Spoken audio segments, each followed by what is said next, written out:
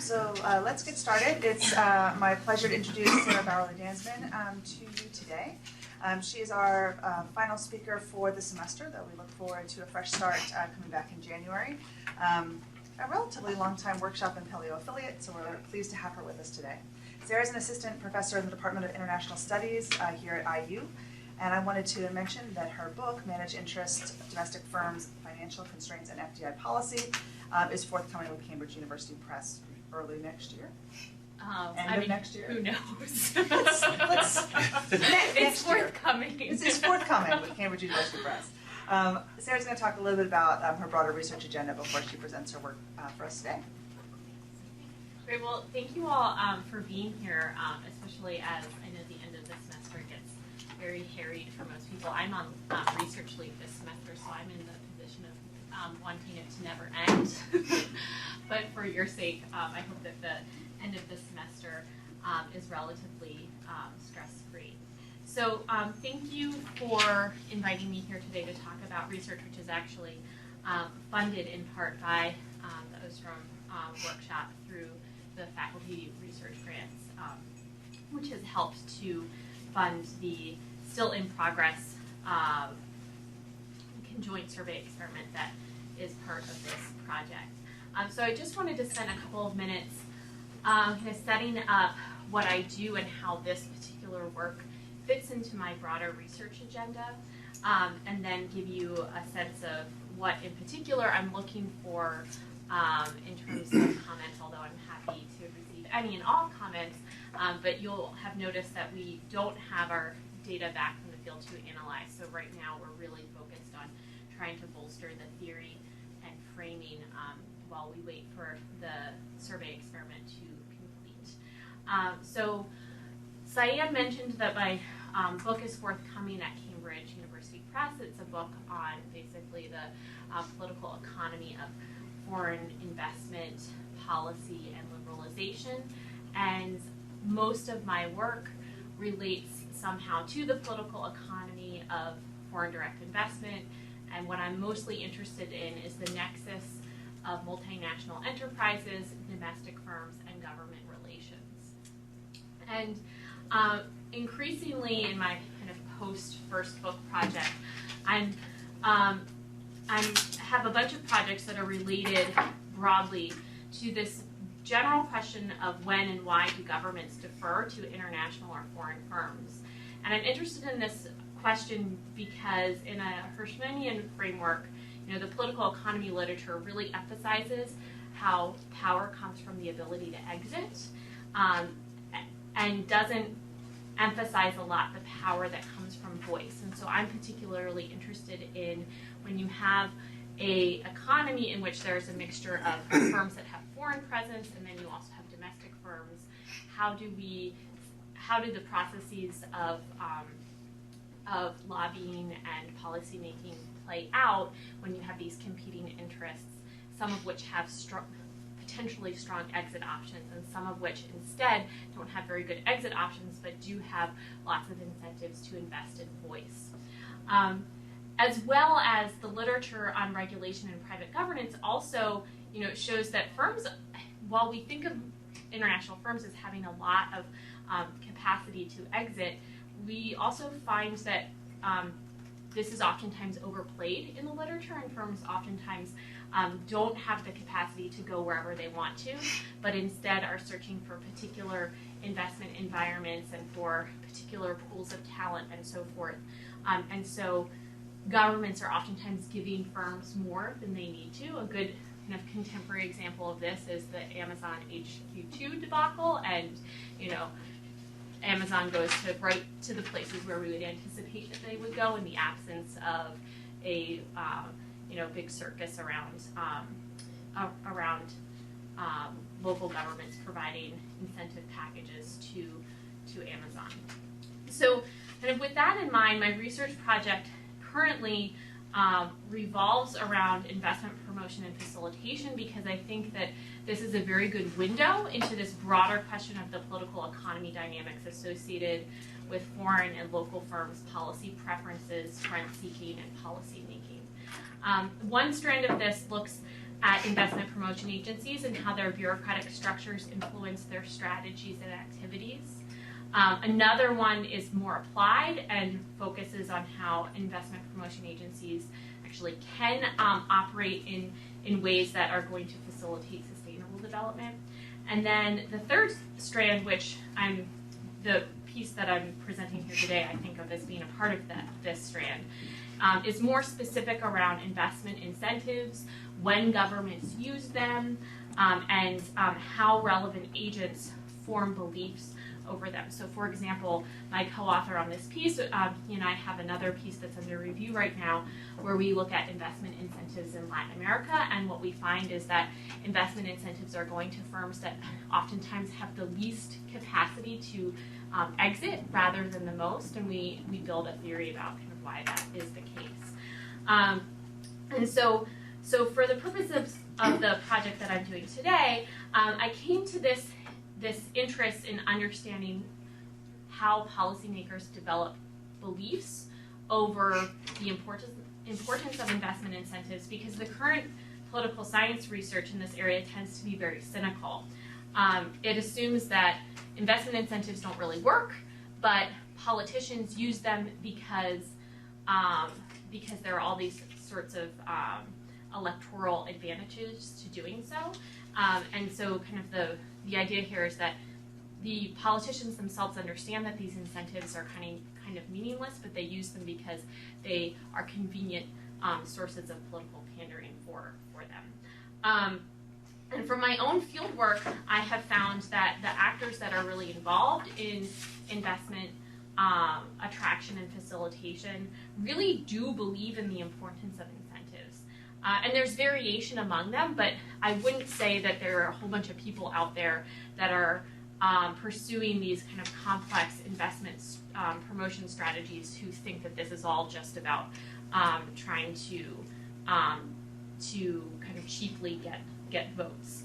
And so my question is why? And so what we're trying to do here is to build a theory about how professional training and institutional structures both influence beliefs that the people who are actually in the position to help administer investment incentives and to lobby to the government to change investment policy, how they develop these beliefs over incentives. And so, we're using this conjoint survey experiment, which is a very new area to me. This is the first time I've ever done a survey experiment. I have such a great appreciation for those of you who do survey experiments, because I thought this was going to go very quickly, and I'm learning that that this survey has been in development and out in the field now for longer. I have a 17-month-old, and the survey has been in development since before that 17-month-old was born. So it's taken a while.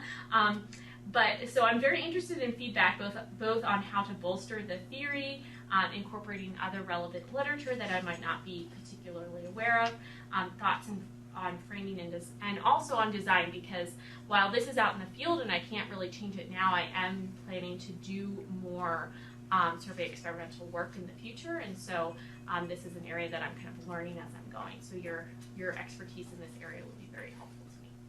Great. So with that, let's turn it over to the queue, and I'll keep a list here. Lee, go first. Sarah, I guess my first question is more of just clarification, so which I don't know a lot about this area, very little in fact. So is there a need to make a difference? Is there a different theory? Is there quantitatively, is it different to think about federal direct investment versus domestic? Oh, foreign direct investment? Foreign direct investment versus domestic, and yeah. So that's kind of the starting question. Mm-hmm. So do you have to be concerned with foreign, and that kind of leads to okay, that's the first question. Okay, that's a great question. So some of the work on investment incentives focuses specifically on FDI. Some things about this more generally, especially in the U.S. context, because the U.S. has all of these investment incentives that aren't necessarily going to foreign firms. Most of the individuals that that we are surveying here are coming from developing countries, where they really are focused on investment promotion in terms of bringing in foreign investment.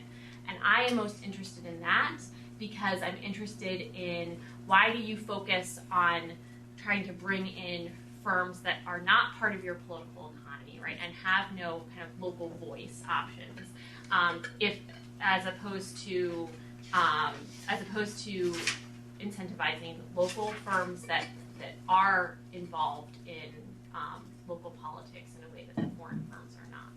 So that's my starting point. But which actually I think it's kind of leads to my second question, just to follow up a little bit. It's like, so who are you surveying?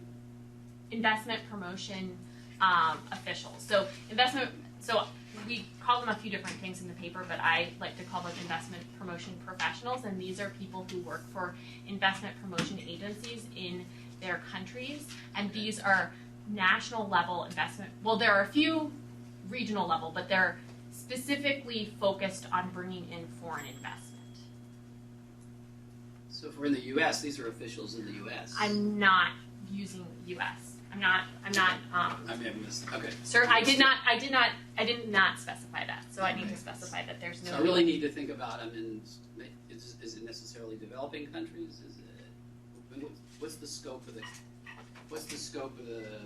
survey? I guess because it kind of frames the kind of question. Mm-hmm. So right now, we originally tried to do we tried to have more sophisticated sampling techniques for who we actually survey, and we had lots of problems in terms of getting anyone to respond to our survey. And so now we're really just doing a convenience sample of all people for which we can find email addresses for at investment promotion agencies globally that are associated, that are members of the World Association of Investment Promotion Agencies, who we've worked with to help generate interest in this particular survey. And so that is mostly developing countries and middle income countries, and there are some more developed countries in the sample, particularly in Europe, but all of the investment promotion agencies that employ the people who are in our survey are specifically focused on foreign investment rather than on domestic investment. Gotcha. Okay, that helps. All right. Okay. Thank you. So my question is related to the theoretical framework. You refer to the behavior of investment promotion agencies less understanding when they engage in these tax incentives, because you cite the literature that indicates these incentives actually do not promote FDI as much as people think they do. But couldn't they be engaging this probabilistic thinking, and perhaps some types of FDI are attracted to tax incentives, but some don't. The overall evidence might be inconclusive, but there could be certain instances where it leads to success. So it could be perfectly rational for them to promote these tax incentives to maximize likelihood. And I have another question. My other question is, if these IPAs are appointed by government, and if they think that if the governor loses the election, they will lose their position, it's also rational for them to promote these programs to impress the electorate. So it's not a matter of bounded rationality per se, but electoral calculations from the perspective of these agencies as well. Okay, so first, on your point of, is this just probabilistic? So all of the research currently has found that there's just no evidence to suggest beyond very specific examples that investment incentives are really influencing locational decisions of firms. That it is very rare that investment incentives go to are the pivotal decision for investors, and they're also costly, right? So yes, it may be the case that if all you're trying to do is maximize on, we just want to try to get in as much investment as we can, and we're willing to pay as much as possible for it. Sure, give everyone incentives, but governments don't operate in an environment in which they have unlimited resources to spend on bringing in investment, and so there are trade-offs associated here with this. And your point about, well, maybe there are some cases in which an incentive really is pivotal. That's precisely part of our argument, is that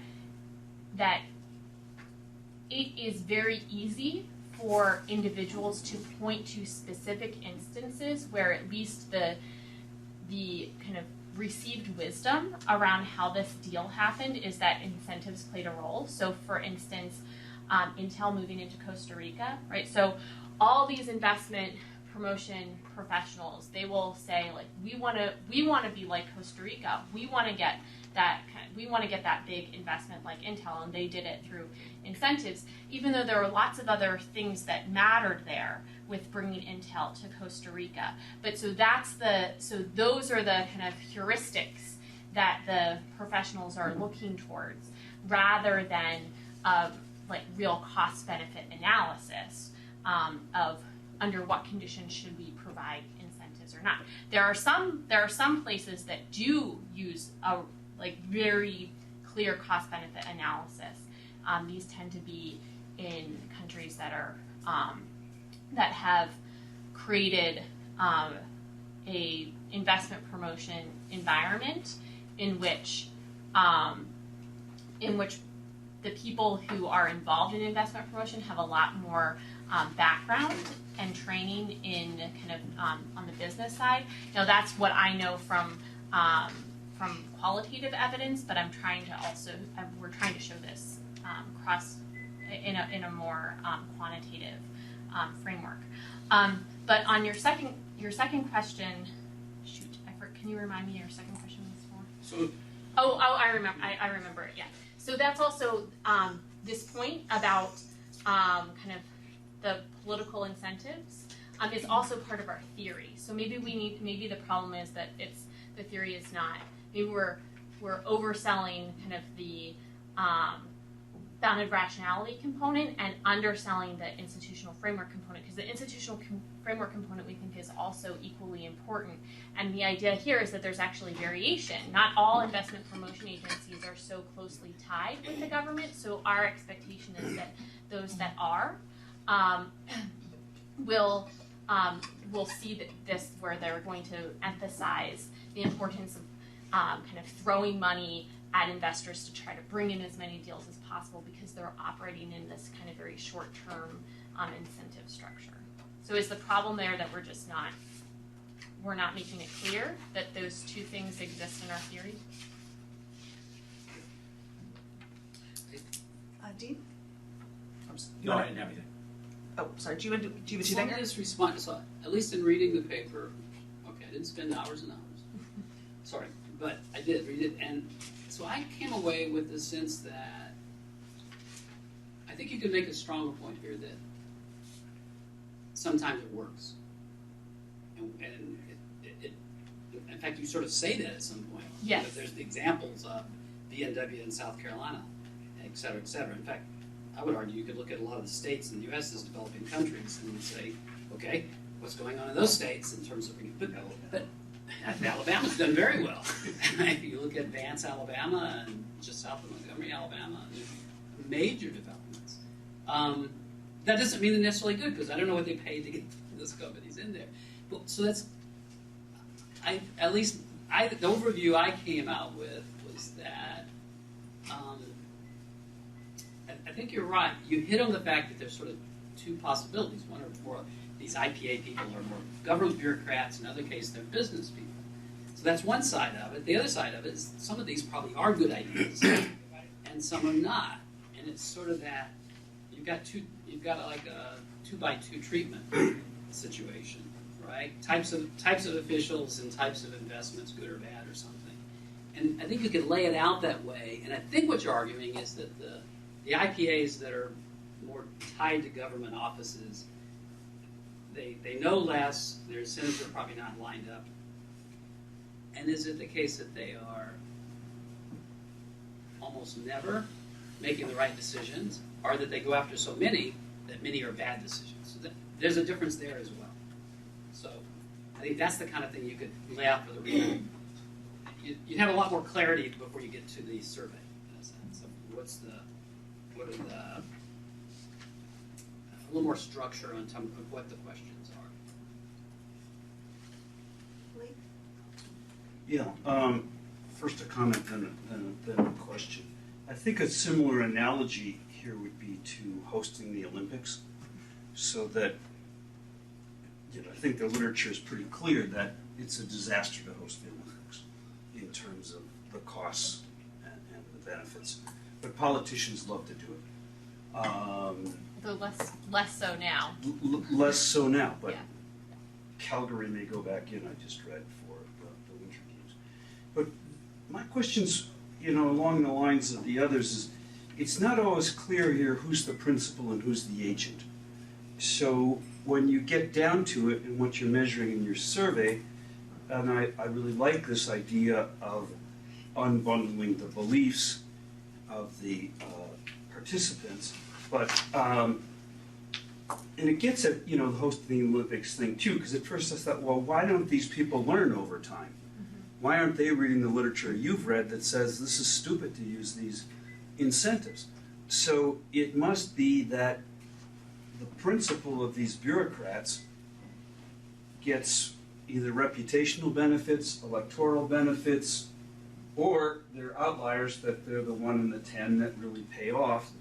So I think right now we've got the bureaucrat as the decision maker, and in fact bureaucrats are agents within a bigger structure. And so how insulated are they in that? Like Salih's point, do they come and go with the electoral cycle? Do they stay there across administrations? So I think I'd frame this somewhat as a principal agent issue, particularly when you're going after these beliefs, because it's not just the belief of this guy or this woman, but who do they report to? And I think that's part of the broader theory that you're getting at. And then you can zero in on these guys and their beliefs. That's okay. But ideally, we'd want to frame it to who do they report to, and so on. Okay, so can I ask you a question about that? Because so I am thinking of the bureaucrats as being agents, and that either we can think about the principal here either being the head of the agency, or it can be whoever the head of the agency reports to. So right, and that varies based off of the different investment promotion agencies. But in the context of the survey experiment, the only people who I am surveying are people who work at the IPA. Now, it may be the case, most of the people who are taking this survey, because we have looked at the data as it is coming in, are sort of mid-level. We do have a question in there that asks what their status is, and so if we might be able to pull out a few people who answer this who are the head of the IPA, and then compare their how they respond to the survey versus others. But we don't have in our research design our research design was not designed to measure the beliefs of the principals. So are you saying that we really need to get better empirical coverage on that particular question of what the principals' beliefs are? Well, if I were refereeing this paper, yes, because you want to know, I'm a bureaucrat, and Connor's been working on bureaucrats right now, and in the U.S. you've got the executive, you've got Congress, so there's multiple principals and multiple agents So I think you should at least refer to some of the broader literature there. But then when you get to the beliefs of the people making this decision matter, but the people who are authorizing it, their beliefs should also matter. Now you can't get that, I mean, in an easy way, but at least I think one would want to think about it, because especially with tax incentives, because these have huge fiscal implications. So somebody's got to be signing off on these things that are, in some cases, very expensive for these countries. As you said, they'll give them tax holidays for 10 years. And I know in the case of Brazil, a lot of these are a real drain in terms of the counterfactual of how much taxes these companies would be paying. So I think a little bit more stories would also be useful in terms of how big are these tax incentives, and so why it strikes one, why in the face of this do these things keep going on, despite they should be reading the literature you've been reading that these aren't effective. So there must be a principal out there who gets some kind of benefits by selling their country down the drain for whatever reason. Maybe. I don't know. I mean, that's how I would have a few years ago. That's how I would have initially, that would be my kind of starting assumption. I think that there's just a lot of cognitive mistakes happening in this area that have nothing. Oh, I agree with you that there's a lot of cognitive mistakes, and I think that, and so that's okay. I mean, I like that part. And then you show this measurable difference between those who have private sector versus non-private sector experience, which I think could be fleshed out a little bit more too. It's just that holding that constant, they're still reporting to somebody else. So if so here's an ideal world. They're reporting to someone who has private sector experience. So then if they both have private sector experience, you're not going to give these tax incentives. That's just a strong case scenario. Where if both of them haven't had any of this experience, they're just going to sell the farm because they think selling the farm is a wonderful thing to do, and it brings in all this FDI, and the next thing you know, this developing country is going to be, in the top 20 countries of the world. So this is kind of, it was sort of like Jimmy's Matrix sort of thing. You want to know who's reporting to whom, and even though you can't measure it, you can at least say this is a box.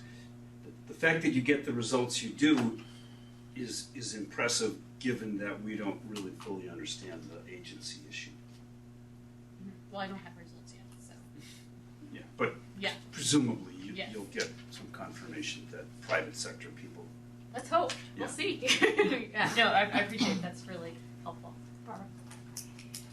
Yeah, this was interesting. When I was reading your paper, I was struck at the end, the conclusion, when you refer to an organization called the World Association of Investment Promotion Agencies. And I suggest that you consider what is the role of this organization itself in developing the heuristics. Because this is a group that all these people belong to. Right. And it itself, and I went to their website, and this organization itself, that the IPAs belong to, has a bunch of research papers, one of which includes Best Practice Guide for Positive Business and Investment Climate. And so they belong to this association, which is putting together material, which is suggesting that this is what they should be doing. Now, the reason this struck my mind is that you indicated in your paper that you wanted to be aware of some other literatures. So here's something you may not be aware of. In the field of organization theory, there's some important work done by John Meyer, M-E-Y-E-R, and Brian Rowan, R-O-W-A-N. They have a famous article, the title of which is Institutionalized Organizations, formal structure as myth and ceremony. And they talk about how organization structures can arise and they reflect institutionalized roles. And one of the ways in which these things get cemented is through professionalism, through the establishment of professions, and through organization groups like this that people belong to. And that it may be that this target or this focus on trying to get foreign direct investment through these investment centers has become a norm within the profession. It's become a heuristic within the profession, which has become institutionalized and spread and diffused through this organization themselves that they belong to. So if you were if I were a referee, I'd say, what's the role of this organization in all of this? Because this organization itself may be helping to cement the very thing you're talking about. Thank you. So that's the thing that's so interesting about this, and actually we're working on developing a paper that's specifically around this kind of international diffusion in this area, because I go to the WIPA meetings and I work closely with them, so I have a lot of kind of grounded experience with this organization, and they generally are telling their members, don't do investment incentives, they don't work. And UNCTAD, the UN Conference on Trade and Development, also says don't do investment incentives, they don't work. The World Bank is a little bit more like sometimes, but basically there's this general consensus among all of these organizations that investment incentives are a waste of money. But the IPAs continue to use them, and so the question is why, right? And one of the things that's particularly interesting about the fact that the WIPA even exists, right, is that the idea here, right, of the whole idea of an IPA is that you are competing with other countries to bring in a set amount of foreign investment, that there's a set amount of investment globally, and so you're in competition with all these countries, but you all are going to these meetings and sharing ideas with each other, and I find that to be really fascinating because it wouldn't be necessarily something that we would anticipate. So there's all of this interesting stuff happening with respect to this organization, but I will definitely put in some of this information into to then anticipate that the comment that you made. But in this particular case, I don't think that it's the case that all of these professionals are being professionalized by WIPA to use incentives, because the organization itself is really trying to tamp down on incentive use among their members. Or whether, like I said, I'm not familiar with this organization itself, or the role of some kind of professional groups like this, because when you read the work of people like Meyer and Rowan, what you become sensitized to is, and they've referred to it as myths. What happens, myths develop in groups. And the myths themselves can become institutionalized in the structure of the organization.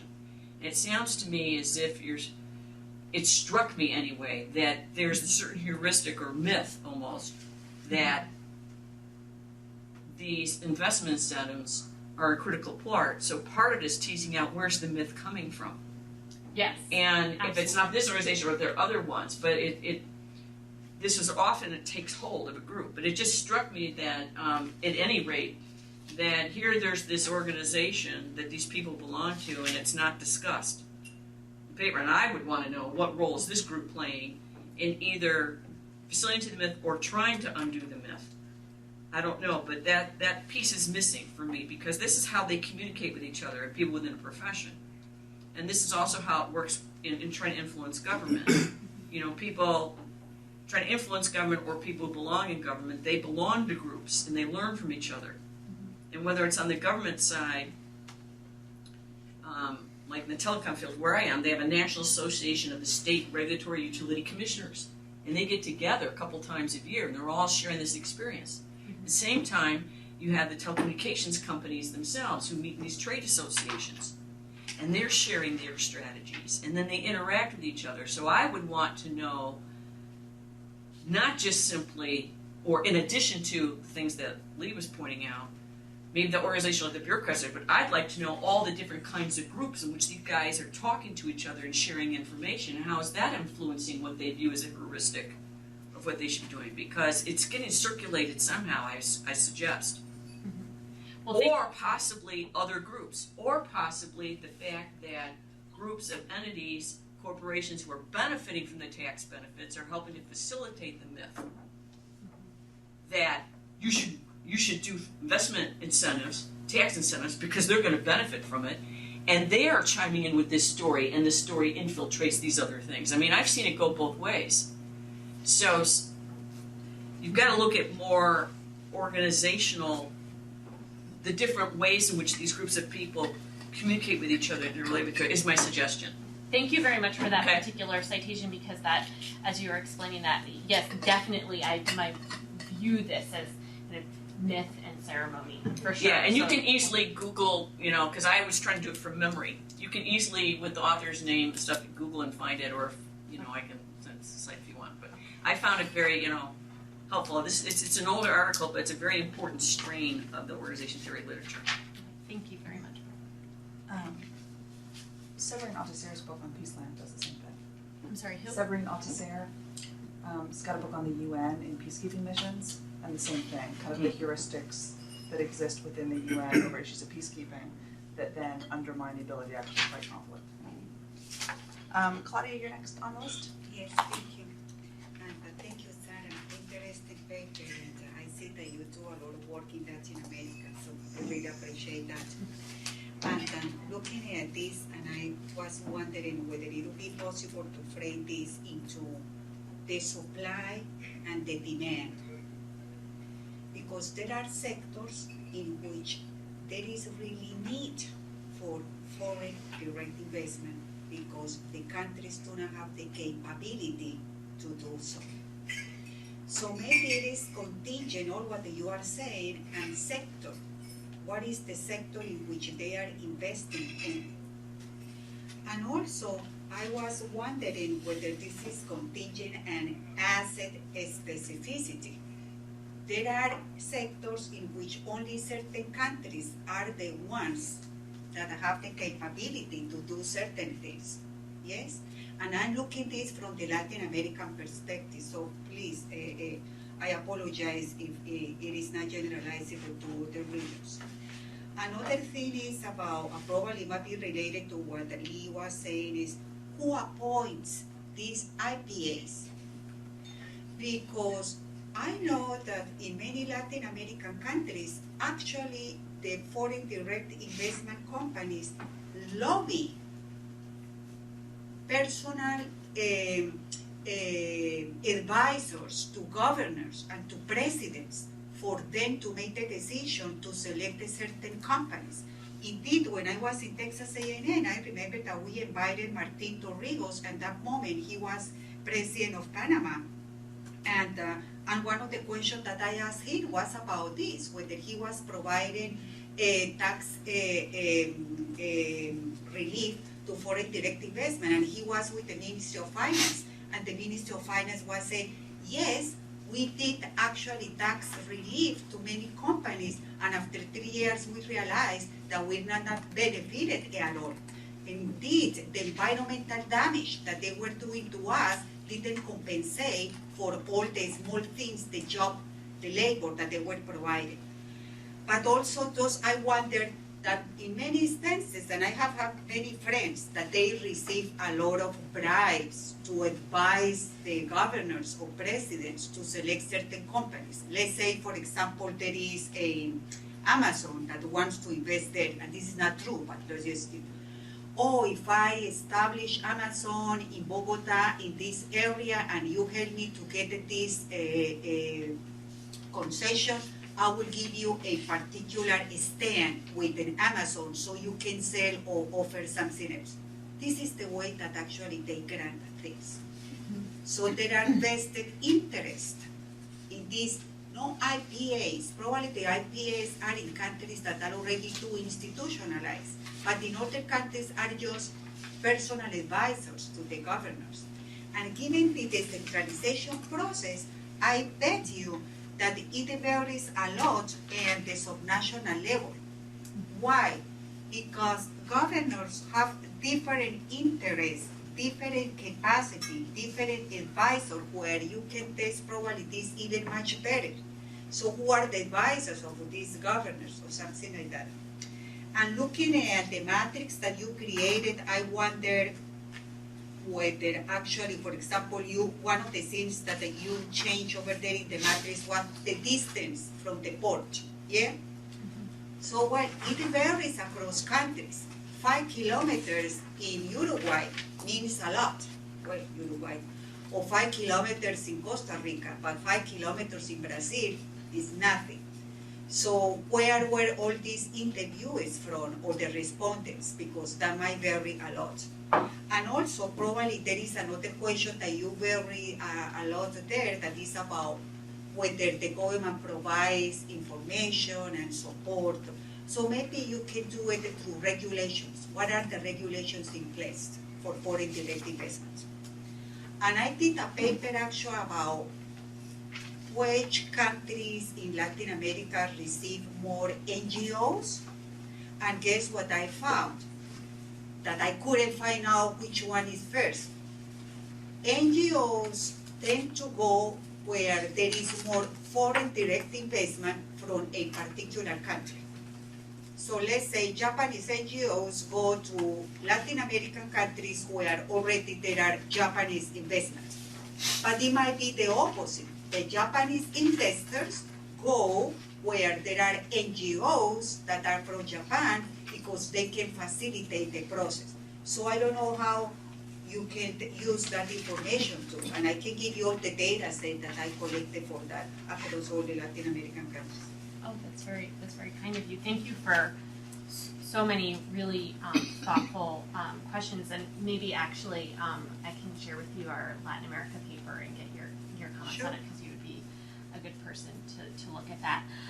So in terms of your first question about supply and demand, and that countries may vary in terms of their demand for different sectors. So when so in the okay, so there are a few things. One is that we tried to write the conjoint to be as neutral as possible, because what we wanted to do is get a general sense of these people who have some amount of decision-making power in this process, right, or are embedded in the implementation of investment incentives, right, that we want to get their beliefs over how important investment incentives are versus other things that firms might care about. Okay? Now, so we didn't specify particular sectors, but we did think that it may be the case that different individuals are adding information to the conjoint, right? That they are thinking about the types of investors that they're looking for, right? As opposed to just the kind of very basic foreign investor, right? And so we do collect data on what sectors the investment promotion agency focuses on, if they do indeed target particular sectors, so that we can also look to see if if there's systematic differences between the beliefs of agents who are focused on some industries over others, right? So that's something that we will have data for in the survey, and it's not central to our current research question, but it's in there as something that we think that is important, and so that's something that we might be able, depending on what we find, we might be able to build out into a another paper. Originally, this supply and demand kind of framework, originally what we were going to do is we were going to administer this survey to to IPAs, and then also administer the same one to firms and see how well they matched. And in our pilot, we couldn't get firms to respond, and we realized that we were going to have to raise a lot more money to actually do this survey for firms. So that's down the line. It's something that we're actually in conversation with the World Bank to facilitate because they're interested in it, but we don't have the funding for it yet, and it's going to cost a lot of money to do that. In terms of who appoints the IPAs, so this gets into like a couple of different things, but in particular, I'd say, we are capturing this a bit in terms of asking how is the IPA structured, and we do have a hypothesis around that, right? So we are getting some information about, is the head of the IPA chosen as a political appointment, as seniority through the civil service, or an open candidate search, right? And then we also have questions about what characterizes the IPA's relationship with the central government. So we're getting some of that, but you're right that there may be, in some countries, maybe the way that investment incentives work is not through the IPA at all, but through other ways. I don't think that's a problem in this case because we're not actually, we don't have any data on, we're not trying to explain investment incentives. We're trying to explain beliefs over investment incentives. So we don't have any observational data that we're trying to connect this with in terms of, okay, these are the beliefs, and then here are the way that here are where incentives play out. Maybe down the line, that's somewhere where we want to go. But if we did that, we would also have to consider that there are lots of ways that companies can get incentives. Right now, we're just focused on this one particular component that we think is important, not because it explains everything, but because we hope to uncover through this more of how these beliefs generate over why it's important to give, to defer to companies, right? I sometimes more colloquially call this like, why are people so afraid of firms? Like that's the question here. And I'd like to respond to some of your other questions, but I know that we have 10 minutes left, so I'd like to collect like as many questions as there are. So left. let's do exactly that, and Sarah, we won't have you respond then. We'll gather some more. So Dean is on the list, and then you're second, and then Connor you're third. Yeah, I wonder if you could talk more about where these hypotheses come from, and they seem to be hypotheses about the beliefs of these agents, and then how you intend to test that. I guess that's what the survey instrument is designed to do. But I'm looking, for example, at hypothesis 1 and 2, and the only difference is whether the individuals in the IPAs view the investments as important or essential for attracting investment. So I guess, just to try to measure that distinction, I'm just wondering if I'm reading it right and how you can implement that. All right, she can't respond. We have to keep going, but. Oh, right. Sorry, Michelle. I'm sorry, your name again? Michelle. Michelle. Thanks, I have a question about how you parse apart the beliefs. And to me, it seems like these professionals, as you call them, they would have their own personal beliefs, right? And then they have a professional belief, what they think the organization would value. Right. And that seems like what you're trying to do with that contract thing. But through your contract experiment, it isn't clear to me if you're asking them to elicit their personal beliefs on what you think is good, and therefore that would be that organization fit.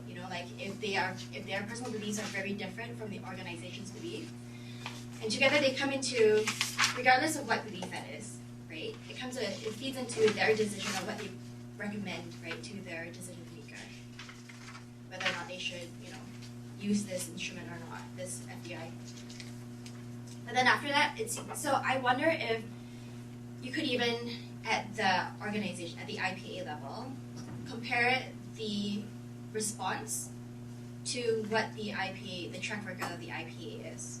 And then maybe you're able to make a better analysis or understanding if that response that you got from the survey is consistent with the IPA's decision-making criteria, and therefore their final, the track record on how they've been funding, versus an individual who's actually in the organization and actually telling you about his personal beliefs. Connor? Yeah, I just wanted to reaffirm the point about professionalization. I think I agree with Lee's point as well that there might be more specificity needed when you reference the World Bank study about business experience. What if they specify what business experience is? Because I think that is an equally tasty signal to people that they have business private sector experience, and that could be either from construction or insurance or something like that. I used to work for an economic development corporation, and they are heavily credentialed and obsessed with credentials. And at one point you mentioned, there's econometric studies that show incentives very rarely work. In my experience, those are the people, the credentialed bureaucrats who go through those classes, who are members of, for example, the IEDC, the International Economic Development Corporation. They're the ones actually reading those econometric studies, and even though they may not put those ideas to practice like you indicated, they actually are more in tune with trends in scholarship than perhaps someone who's been in the private sector, like the World Bank, the investment climate. They produced the study that you referenced about the business experience. One of the leaders is a guy who has a master's in law, and he teaches in the faculty of LSE and things like that. And so those are the people who, in the long run of bureaucratic professionalization, starting in the 1880s to present, those are the people who are very serious about keeping up with more academic aspects of finance, international development, and stuff like that, rather than, or at least they hope to, distance themselves from people who haven't been in bureaucracy and bureaucratic positions for years like they have.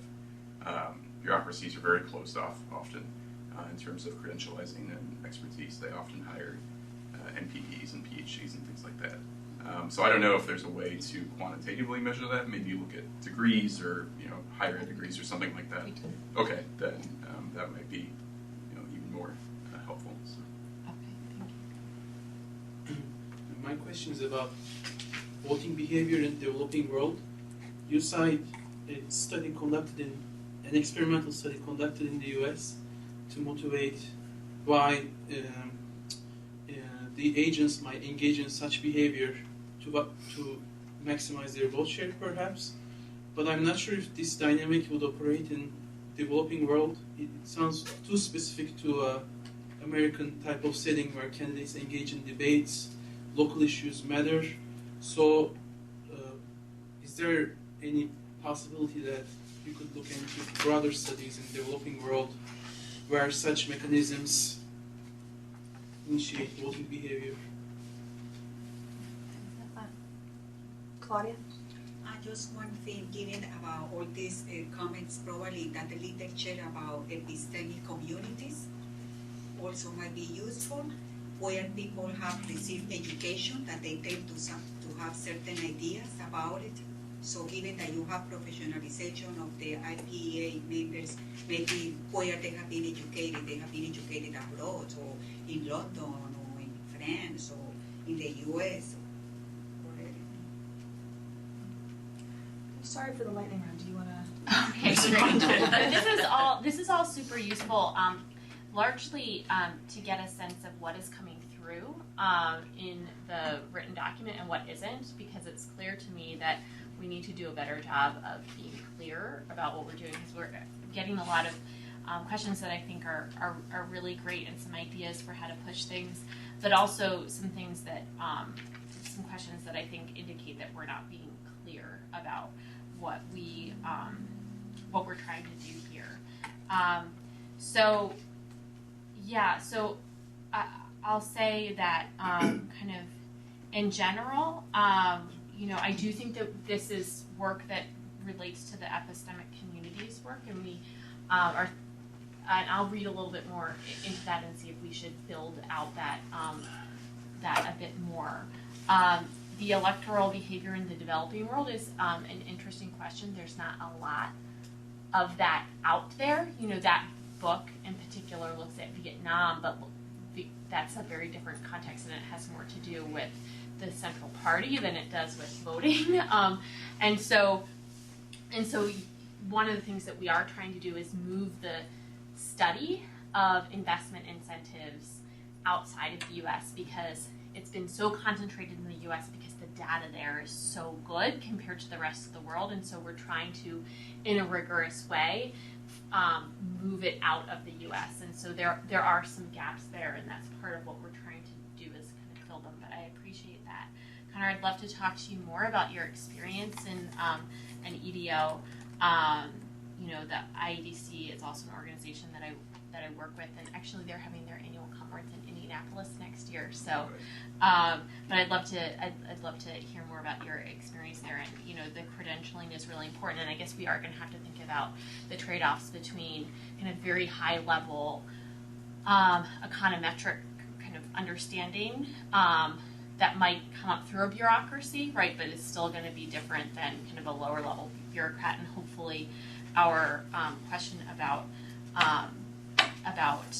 education will help pull that apart more, and we'll be more clear about kind of what we mean when we're talking about beliefs. We do care about personal beliefs, and we know that there's going to be slippage between personal beliefs and what actually happens in the IPA, but we're really interested in bringing in more concentration on the agents themselves rather than just focusing on kind of the structure of the agency, because we want to understand the individuals and how the individuals within the agency are developing their beliefs. And if there is a big difference between beliefs and how the agency really operates, then that also will create an interesting question to explore in future research. So, and then in terms of hypotheses, we'll be clear in what we mean by those. But those are actually about different.